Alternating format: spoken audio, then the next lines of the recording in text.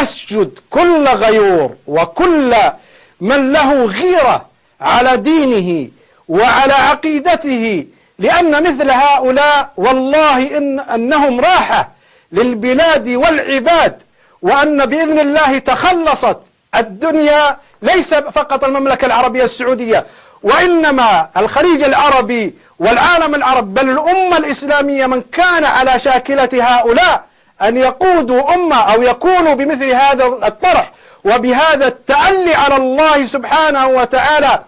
ألم يسمع هذا الزنديق بأن الله سبحانه وتعالى قد غفر لعاصي مرتكب للكبائر عندما تألى الداعي الذي كان يدعوه للخير وإلى الأمر بالمعروف والنهي عن المنكر؟ قال: لن يغفر الله لك بعد أن ناصحه. فقال الله سبحانه وتعالى من سابع سماء ومن فوق 7 سماوات، قال: من ذا الذي يتألى علي فقد غفرت له وأحبطت عملك. فكيف بهذا الزنديق أن يتطاول على الله سبحانه وتعالى ثم يتطاول على من؟ على إمام وعلى قائد كان يدعو إلى الأمر بالمعروف والنهي عن المنكر.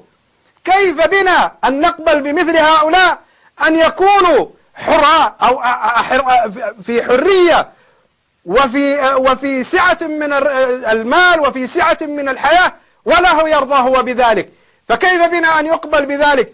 ولكن الحمد لله يوم يفرح المؤمنون، ونحن فرحة هذه الليلة بإذن الله تعالى وتجسيد فرحتنا، وما نقول هذه الليلة إلا نشكر الله سبحانه وتعالى بهذه السجدة لله سبحانه وتعالى. لمن؟ لأن الله سبحانه وتعالى أمر بالقبض عليه، فالحمد لله سبحانه وتعالى على هذه النعمة.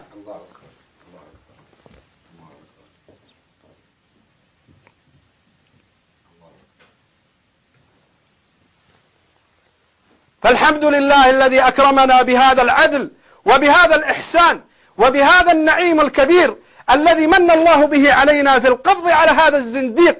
ونتمنى أن تأخذ العدالة، أن تأخذ مجراها من هذا الشخص، من هذا الزنديق الذي لم يقف شره على البلاد وعلى العباد وعلى ولاة الأمر فقط، بل على العقيدة وعلى أهلها وعلى رجال علمائنا وعلى أئمتنا وعلى صحابة الرسول صلى الله عليه وسلم، بل على الرسول صلى الله عليه وسلم وعلى الله الذي تألى على الله قبل قليل في ذاك المقطع عندما يقول: كيف نرجو أن يكون نايف في الجنة